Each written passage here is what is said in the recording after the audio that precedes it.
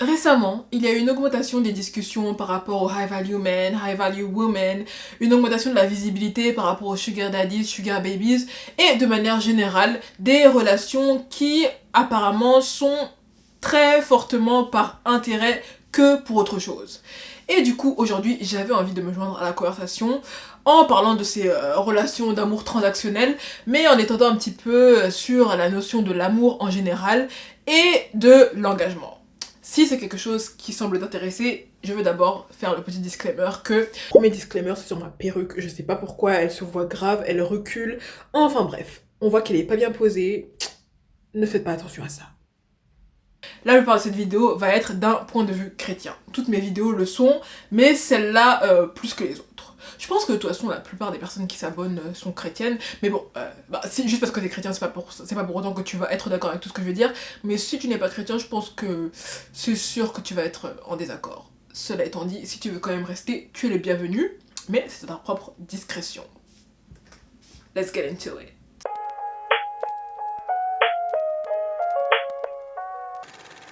Mon avis sur les relations par intérêt? En fonction de quoi on parle, je peux en respecter certaines, d'une certaine manière. Laisse-moi te dire pourquoi. Encore une fois, ça dépend de quoi on parle, parce que j'ai l'impression que relation transactionnelle, c'est un petit peu un terme parapluie qui regroupe pas mal de situations. Mais laisse-moi te dire quelque chose. Il y a eu une période de ma vie où j'étais complètement révulsée par l'idée des mariages arrangés. Je pense qu'on a tous le problème quand les principales concernées n'ont pas leur mot à dire, mais l'idée elle-même, même quand toutes les parties étaient consentantes parce qu'elles voulaient être mariées ou alors par intérêt X, Y, Z, moi, ça n'allait pas. Je me disais, mais non, mais c'est pas du tout organique, c'est pas du tout romantique. Et dans pas mal de vidéos qui parlent des relations transactionnelles, ça va être une critique qui va revenir assez souvent. J'étais en train de regarder la vidéo d'une youtubeuse qui parlait d'une femme qui avait épousé, je me souviens plus de son nom, mais elle parlait d'une femme qui avait épousé un homme pour la sécurité financière, pour son argent. Bien que j'avais une opinion négative de cette union spécifique pour diverses raisons relatives à leur propre histoire, la youtubeuse a émis la critique que mais où est l'amour? Et ça m'a fait prendre une pause pour un instant et penser un petit peu. Parce que je pense que amour doit être défini ici. Qu'est-ce que l'amour? Un sentiment? Et moi je pense pas que ça devrait être ça en premier lieu. Ok. Je pense que la société idéalise un petit peu les émotions et les intérêts personnels. Ou autrement dit, le soi. Il faut toujours que je sois amoureux, il faut toujours que je sois heureux, il faut toujours que je m'épanouisse. Et ça devrait être normal en vrai. Ou pas. En fait, aïe. Être conduit par ses émotions et son intérêt personnel, ça nuit à la notion d'engagement. Enfin, ça dépend de quel engagement on parle, et on est d'accord que tous les engagements ont des conditions. Le mariage est un engagement avec Le mariage est un engagement conditionnel, mais en fait, d'un point de vue chrétien, il n'y a pas autant de conditions que les êtres humains se permettent de prendre. Bien sûr qu'une des choses qui mène à la décision d'épouser une personne, ce sont les sentiments qu'on ressent pour cette petite personne. Encore une fois, ce n'est qu'un des critères, ce n'est pas exactement la seule chose. Mais c'est pas ça qui va alimenter une relation sur le long terme, et une relation qui, a priori, est supposée être à vie. Parce que les sentiments et la manière dont une personne se sent changent tout le temps. Enfin, ça change pas forcément tout le temps, mais c'est pas quelque chose de stable, en fait. Regardons un petit peu quelques statistiques. Alright, en France, 46% des mariages se terminent par un divorce. C'est quasiment la moitié des mariages. Et ça équivaut donc à 130 000 divorces par an. Un mariage sur deux ne dépasse pas les 9 ans en France. Voilà. Quelles sont les causes principales de divorce? Pour être juste entre guillemets, 30% des divorces se terminent à cause d'une infidélité. Ok, ça se comprend. Je sais pas pourquoi, après je vais pas faire genre, j'ai fait des recherches pendant 4h30, mais j'ai pas réussi à trouver un pourcentage clair de la quantité de mariages qui se terminaient pour cause de violence physique, enfin pour cause d'abus quoi. Mais je sais que c'est également une des causes, donc encore une fois, ça se comprend. Mais ensuite, tu as l'égoïsme du partenaire, 22%, et ça inclut donc le manque de soutien, d'empathie et d'affection. Le mauvais caractère d'un partenaire, 15%. Je suppose que, enfin, j'ose espérer qu'il ne place pas l'abus dans simplement mauvais caractère. Je suppose, n'est-ce pas? Parce que le mauvais caractère d'un partenaire, c'est 15%. Ensuite, les incompatibilités de caractère et les désaccords sur les fondamentaux de la vie commune, éducation des enfants, gestion du quotidien, jalousie, 15%. Ensuite, tu as l'argent et le travail qui expliquent 10% des divorces. Ensuite, t'as plein d'autres causes du style famille envahissante, etc., etc. Mais ce que je viens de citer, ce sont les principales causes. En fait, dans la liste, la plupart des raisons ne sont pas nécessairement des raisons valables pour terminer un mariage. Encore une fois, d'un point de vue chrétien, ok? La catégorie, par exemple, sur l'incompatibilité, le caractère et tout, ça me fait penser à des choses que j'entends souvent. Du style, on a grandi dans des directions différentes, on n'est plus amoureux l'un de l'autre, on n'avait plus les mêmes projets, on était plus heureux, et bla, et bla, et bla. Désolée pour la perruque, je sais pas pourquoi elle est partie aussi loin là. Elle est dans l'espace la fille. Enfin bref. C'est mieux là ou pas? Je sais pas. Je sais pas si de nos jours dans les mariages, ça fait longtemps que je suis pas allée à un mariage, hein, maintenant que j'y pense, mais est-ce que les gens disent toujours je promets de te rester fidèle dans le bonheur et dans les épreuves, dans la santé, dans la maladie et de t'aimer tous les jours de ma vie? Est-ce que les gens disent encore ça? Après, si c'est quelque chose qui se dit toujours, je sais pas si les gens qui ne sont pas religieux considèrent vraiment ce qu'ils sont en train de dire, puisque en soi, à la base, ce sacrement c'est quelque chose de catholique, il me semble. Je ne suis pas catholique, je suis protestante, et je constate que parfois, même entre nous les chrétiens pratiquants, je mets pratiquants entre guillemets parce qu'en fait c'est un terme que j'aime pas, mais bon. Même entre nous chrétiens pratiquants, qui s'efforçons de vivre nos vies en fonction des écritures, le divorce c'est quelque chose sur lequel parfois on a une vue un petit peu plus souple, ou parfois certaines positions que moi je trouve un peu étranges. Déjà pour revenir à cette notion d'amour, est-ce que ça implique pour l'engagement? L'amour c'est une décision. Le mariage est une représentation entre Jésus-Christ, l'époux et l'église, la mariée, et du coup en fait c'est pas quelque chose pour laquelle on peut dire je me retire pour raison X, Y, Z. D'ailleurs, si on regarde la Bible, en soi, tu peux compter sur quoi? Sur la moitié d'une main, les raisons valables pour terminer un mariage. Et en dehors d'elle, si tu décides de divorcer, t'es toujours vu comme un avec ton époux dans les yeux de Dieu. C'est pour ça qu'on te dit que même si tu divorces, derrière, soit tu te réconcilies, soit tu restes célibataire. L'union entre Christ et l'Église, c'est une union qui est éternelle. Et donc, à l'échelle de la vie humaine pour le mariage, qui est supposée durer toute une vie. Et le covenant entre Christ et chaque croyant individuellement, c'est un choix actif qu'on fait chaque jour de notre vie. Du côté de Dieu, il choisit son peuple, et quand tu lis des choses du style « Tu seras pour moi un sujet de joie, j'oublierai ma colère, je pardonnerai tes fautes », et en fait, toutes ces promesses qui font de son amour un amour parfait et un amour sur lequel on peut se reposer, viennent d'une décision consciente de sa part. C'est pas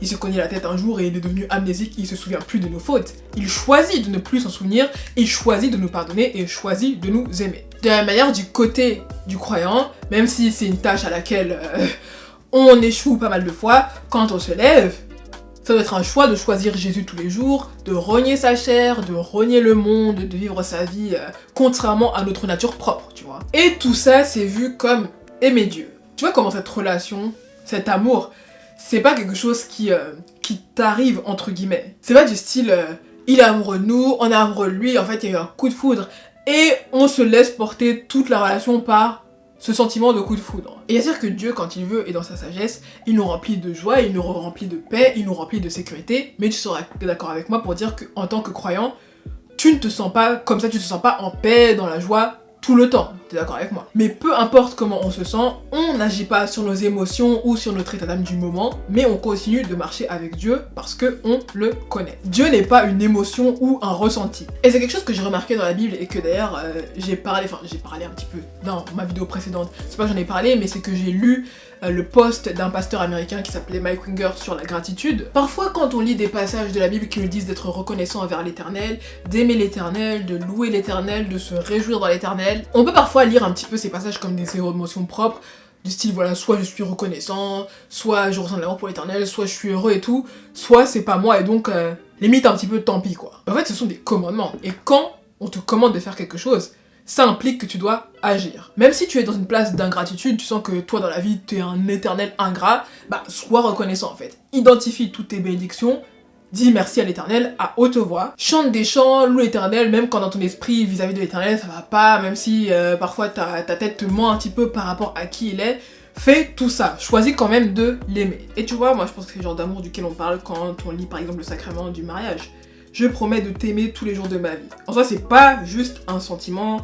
Tu peux pas prédire comment tu vas te sentir dans ta vie, tu peux pas dire demain je serai heureux, après-demain je serai triste, tu peux pas faire des promesses sur ça. C'est un choix pratique à faire chaque jour. Et donc la raison pour laquelle, dans certains cas encore une fois, je peux respecter un petit peu ces espèces d'amour arrangé, C'est parce que dans beaucoup de cas, la décision de rentrer dans un mariage, c'est un petit peu trop sur le fait de comment je me sens, de comment je suis à cet instant-là. Et encore une fois, c'est pas un mal de peser ça dans la balance, mais parfois ça pèse trop, tu vois, quand j'entends certaines raisons. Alors que quand il s'agit d'amour un petit peu arrangé, parce que la décision peut apparaître comme étant un petit peu plus pragmatique, il y a un petit peu plus, pas les pieds sur terre, mais disons que tu perds pas de vue l'aspect du covenant comme étant quelque chose de pratique. Le plus gros mauvais point étant bien évidemment le fait que les décisions d'entrer dans ce genre de relation ne sont majoritairement pas enracinées dans Dieu. Même si je m'assois là en disant que oui, comme c'est plus réfléchi, plus pratique, si c'est pas ancré dans Dieu, Dieu au final c'est quand même la seule chose qui est stable et qui ne change jamais. Il n'y a pas que les sentiments qui sont des choses qui changent. Les circonstances changent également. Si t'as épousé quelqu'un pour l'argent et que demain, la personne perd tout, tu vas t'en aller. Si t'as épousé une personne pour sa beauté et que demain, je sais pas, la personne, que Dieu la garde mais elle est défigurée ou qu'elle perd sa beauté avec l'âge ou que sais-je, tu vas t'en aller. Parce que les relations transactionnelles telles qu'on les connaît, du moins dans l'Ouest, sont majoritairement portées par l'amour de l'argent, l'amour des possessions et la concupiscence, la luxure. Aussi, qui dit transactionnel dit transaction, sans blague, dit achat, dit les personnes sont maintenant des biens. J'étais en train de regarder un débat sur Jubilee, un débat entre Indiens sur le mariage arrangé. Il y avait un camp pour et un camp contre, et tu avais une fille qui disait qu'à un moment elle avait une copine qui était partie avec un rendez-vous avec d'autres familles pour voir si elle pouvait se marier avec un fils de leur famille, et quand elle est arrivée au dîner familial, les gens la regardaient comme ça en mode ah ouais, elle est un peu grosse, elle est un peu ci, elle a un peu ça. Comme quand en fait tu vas dans une boutique, tu regardes les vêtements, tu regardes les meubles, tu les gauches comme ça et next. Tu sais ce que le prix est dans l'économie, n'est-ce pas? C'est le montant qu'une personne est prête à payer pour obtenir quelque chose. Plus la demande est forte, plus le prix va augmenter, et plus la demande est faible, au contraire, plus l'objet va être considéré comme pas cher. La valeur d'une personne est déterminée par son potentiel à pouvoir se mettre avec le sexe opposé, ou autrement dit par sa désirabilité. La valeur d'un homme repose dans l'argent qu'il fait et son statut, tandis que la valeur d'une femme repose dans sa beauté et son sex appeal. Alright. Parce que quand on considère dans les schémas classiques, voilà, ça va être l'homme qui va ramener l'argent, la providence et tout ça. Il fait pas ça en échange de simple beauté. Please, please. Le sexe est un petit peu la plus grosse monnaie d'échange, ce qui mène à la normalisation de l'hypersexualisation des femmes, notamment le plus gros exemple de ça étant l'industrie musicale, mais aussi la normalisation du travail du sexe, qui a un petit peu été repackagé comme empowering. La réalité de la chose est un petit peu minimalisée à travers des exemples comme par exemple la pandémie de OnlyFans, mais aussi dans certains aspects, ça a un petit peu été fait synonyme avec le dating. Le prérequis du fait que j'étais capable de comprendre un petit peu certaines unions arrangées partait bien sûr de l'hypothèse que union était égale à mariage. On fait une photo cliché de la bimbo avec un vieux en train de mourir, mais soyons réels pendant 5 secondes là. Est-ce que de nos jours, c'est systématiquement ou même majoritairement le cas? Tu as bien sûr l'exemple encouragé dans notamment le rap ou le rap féminin, notamment américain, de femmes très légèrement vêtues, qui twerk, qui se sexualisent et qui parlent de donner leur à des riches. Je suis caricaturale, mais pas tant que ça. C'est une mentalité qui, tu es d'accord avec moi, est prévalente quand même. Mais t'as aussi un autre phénomène de femmes qui vont en date très luxueux, et ça va pas forcément à être des dates si luxueux que ça d'ailleurs. Mais prenons l'exemple des gars qui s'achètent des trucs chers, qui t'emmènent dans des endroits fancy, qui peut-être même te fait prendre l'avion, en sachant très bien ce qui va se passer au final. Mais de nos jours, c'est presque quelque chose de laquelle on se vante en fait. Je suis une personne chère, j'ai des goûts chers, des mecs me font prendre l'avion, m'emmènent faire ci, cela, et donner des conseils sur TikTok sur comment toi aussi tu peux vivre comme ça. Je dis TikTok, mais pas forcément, hein, ça m'est venu en tête parce que je pensais justement à un TikTok assez similaire.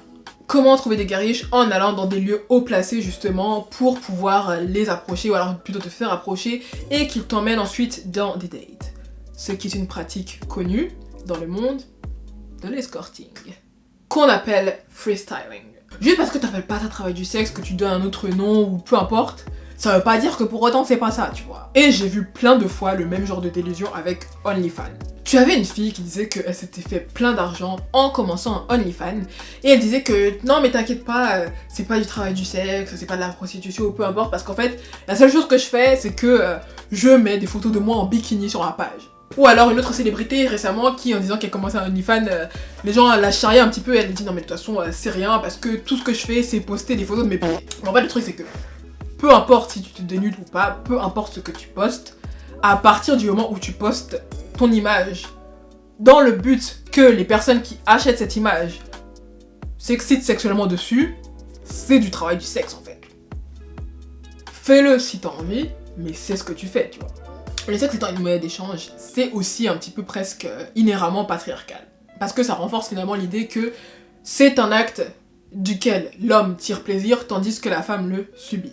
Parce que si c'était un échange équivalent, l'homme reçoit du plaisir, la femme reçoit du plaisir, pourquoi est-ce qu'elle aurait besoin d'être compensée en plus si elle a reçu du plaisir pendant l'acte? La Bible dit que le mari rende à sa femme l'affection qu'il lui doit et que la femme agisse de même envers son mari. Ce n'est pas la femme qui est maîtresse de son corps, mais son mari. De même, ce n'est pas le mari qui est maîtresse de son corps, mais sa femme. C'est pas un verset qui est en faveur des abus sexuels conjugaux, ok, mais ça établit le sexe comme un acte d'échange et de plaisir partagé. À l'époque où j'avais Twitter, à l'époque où j'avais X, j'avais même vu un tweet, j'aurais vraiment dû prendre une capture d'écran de ce tweet, d'une femme qui disait dans le plus grand bien, dans la plus grande normalité, que les femmes au foyer étaient des travailleuses du sexe. Parce qu'en fait, le sexe qu'elles donnaient à leur mari, c'était en échange de leur providence. Et en fait, l'échange, c'était entre une féministe un petit peu radicale et une femme au foyer justement qui voulait faire la femme un petit peu ouverte, qui soutient tout le monde, qui était là « Ah mais d'accord, c'est pas que ça me dérange, mais j'accepte et tout et tout ». Et en fait, c'est un des échanges les plus malaisants que j'ai jamais lus de toute ma vie, tu vois. Donc maintenant, les mariages dans lesquels la femme choisit d'être une femme au foyer, c'est le travail du sexe. Normal. Mais du coup, pour venir aux unions, et donc dans les unions maritales qui se sont faites sous couvert d'arrangement, un des autres problèmes, ça peut être ça justement, un petit peu. Lié au fait que les personnes sont maintenant des biens, parce que la décision n'a pas forcément été prise en fonction de mes sentiments, je te vois plus comme une personne limite. Je remplis mes obligations de manière stoïque, j'apporte la providence ou peu importe, toi de ton côté tu fais ce que tu es supposé faire, et ça s'arrête là. J'espère que je vais réussir à retrouver ce TikTok. Mais j'avais vu un TikTok, je crois qu'il datait des années 50 ou je sais plus de quelle année en Amérique, d'une femme au foyer qui parlait à son mari et en fait qui essayait de lui dire qu'elle aimerait bien que quand il rentre, qu'ils échangent un petit peu sur sa journée au travail, qu'ils parlent et que tout simplement ils aient un lien affectif quoi, tu vois. Et tu pouvais voir qu'en fait, dans la manière dont le mari répondait, que ce que la femme disait, genre il n'arrivait même pas à comprendre comment elle pouvait avoir une demande comme ça en fait. J'ai eu pitié pour la femme parce que vraiment, la conversation, c'était lourd à regarder, Dans la Bible, même si en soi, c'est vrai que j'aime pas forcément prendre des exemples issus de l'Ancien Testament, vous allez dire c'est un peu bizarre pour une chrétienne, mais moi je considère que juste parce que c'était des us et des coutumes que les Israélites pratiquaient, ou alors juste parce qu'un homme de Dieu a fait X, Y, Z, ça va pas pour autant dire que ce qu'il a fait c'était optimal, tu vois, ou idéal. Mais je vais quand même dire ceci, même si à l'époque de l'Ancien Israël, voilà, les mariages c'était des mariages arrangés la plupart du temps par les parents et pour les bénéfices mutuels des deux familles qui s'unissaient. On voit quand même à travers des versets et des livres tels le Cantique des Cantiques que l'idée de romance n'était pas divorcée. Tu vois ce que j'ai fait ici? Du concept du mariage. Malgré le fait que l'union était arrangée, les obligations émotionnelles, pour dire ça comme ça, étaient quand même vues comme partie intégrante de la chose. Parce que t'as toujours affaire à un être humain en face en fait.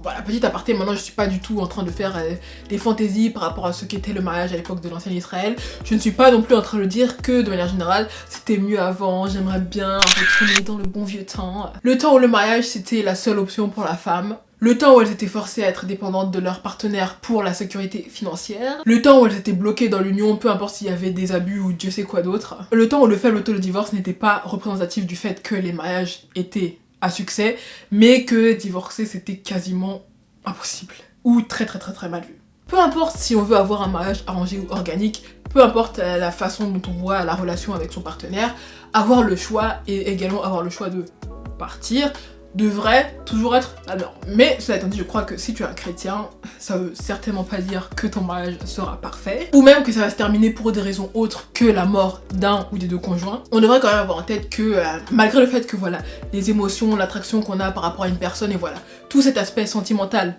pèse dans la balance quand on décide d'épouser une personne, être heureux et bien se sentir, même si on veut que ce soit un produit de l'union, c'est pas le but premier du mariage. Le but premier du mariage, c'est de rendre et de refléter la gloire de Dieu. Et son union éternelle et incassable avec l'Église. De ce fait, la manière dont on voit la chose devrait être radicalement différente de la manière dont un non-chrétien voit le mariage. Et savoir aussi qu'on est appelé à persévérer beaucoup plus pour faire tenir la chose. Même quand parfois on se dit j'ai épousé la mauvaise personne, parce que moi, si je veux être honnête, hein, je respecte tout le monde, je respecte la vue de tout le monde, mais de mon côté, je pense pas que ce soit un concept valide en fait. Je pense pas qu'on puisse épouser la mauvaise personne ou alors épouser une personne alors que Dieu en a peut-être une autre. Enfin, comment dire. En fait, ce que j'ai envie de dire, c'est que même si tu te dis, voilà, j'ai épousé cette personne parce que j'étais naïf, j'ai épousé cette personne à la hâte, j'ai épousé cette personne parce que j'étais dans un état d'esprit X, Y, Z, à partir du moment où c'est fait en fait, tu vois. Et je pense comme ça pour plusieurs raisons. Déjà, le mariage, on est tous d'accord en tant que chrétiens, que c'est un engagement envers et devant Dieu, n'est-ce pas? Voilà, c'est un serment. Donc, dans Josué 9, c'est un passage avec 27 versets, donc je ne vais pas le lire, mais allez le lire. Les Gabaonites utilisent la ruse, en fait, trompent Israël pour que Israël passe un accord et forme une alliance avec eux pour qu'ils ne les tuent pas. Les Israélites, ils ont passé cet accord devant l'Éternel, enfin au nom de l'Éternel, mais ils ne l'ont pas consulté avant de passer cet accord. C'est pour ça qu'en fait, ils se sont fait tromper. Malgré le fait, du coup, que tu pourrais dire que l'alliance est frauduleuse, malgré le fait qu'ils se soient fait tromper, l'alliance était passée, et de ce fait, ils ne les ont pas tués parce que l'alliance était quand même valide. 3 jours plus tard, ils ont découvert que les Gabaonites les avaient trompés, et donc je vous lis les versets 18, 19 et 20. Ils ne tuèrent pas les Gabaonites parce que les chefs de l'assemblée leur avaient juré par l'Éternel, le Dieu d'Israël, de leur laisser la vie, mais toute l'assemblée murmura contre les chefs. Tous les chefs dirent à toute l'assemblée, « Nous leur avons prêté serment au nom de l'Éternel, le Dieu d'Israël, et maintenant nous ne pouvons pas les toucher. Voici comment nous les traiterons. Nous leur laisserons la vie afin de ne pas attirer sur nous la colère de l'Éternel à cause du serment que nous leur avons fait. » Amen. Donc en fait voilà. Le serment a été passé, du coup, même si ils n'ont pas fait attention, même s'ils ont été un petit peu naïfs, même s'ils se sont fait avoir par ruse, le serment était passé et valide au nom de l'Éternel. Et de ce fait, il fallait l'honorer, sinon, ça attirait la colère de l'Éternel. Je sais pas si vous voyez ce que je veux dire en fait. Peu importe la manière dont ils sont rentrés dans le serment était valide, tu vois. Donc ça, c'était Josué 9. Maintenant, je vais juste vous lire un petit passage dans Ecclésiaste. Ecclésiaste chapitre 5, versets 3 à 5. « Lorsque tu as fait un vœu à Dieu, ne tarde pas à l'accomplir, car il n'aime pas les hommes stupides. Accomplis le vœu que tu as fait. Mieux vaut pour toi ne pas faire de vœu plutôt que d'en faire un et de ne pas l'accomplir. Ne permets pas à ta bouche de te faire pécher et ne dis pas devant le messager de Dieu que c'est un péché involontaire. Pourquoi Dieu devrait-il s'irriter à cause de tes paroles et détruire le travail de tes mains ?» C'est pour ça que moi, de mon avis, en regardant les Écritures, tu peux pas te marier avec quelqu'un et dire « c'était la mauvaise personne ». Maintenant que tu as fait le serment est fait. Mais bon, après, s'il y a des vues différentes, à partir du moment où on est tous frères et sœurs, qu'on déduit tous notre manière de penser, notre manière de vivre en fonction des Écritures, quelqu'un peut interpréter différemment, et je respecte. Mais moi, en tout cas, c'est mon interprétation des choses. Donc voilà, c'est ici que je vais arrêter cette vidéo, je pense. Si tu n'es pas chrétien et que tu es toujours là, franchement, bravo à toi. À ce stade, tu ferais aussi bien donner ta vie à Christ. Je dis ça comme ça, hein. Je dis ça, je dis rien. Dites-moi si vous êtes plutôt d'accord, plutôt pas d'accord avec des choses que j'ai dites dans cette vidéo, votre vue de l'alliance romantique en tant que chrétien. Et si la vidéo vous a plu et si de manière générale mon contenu vous parle, n'hésitez pas à vous abonner à ma chaîne. Dans quel cas je vous dis à dans 2 semaines, cela étant dit.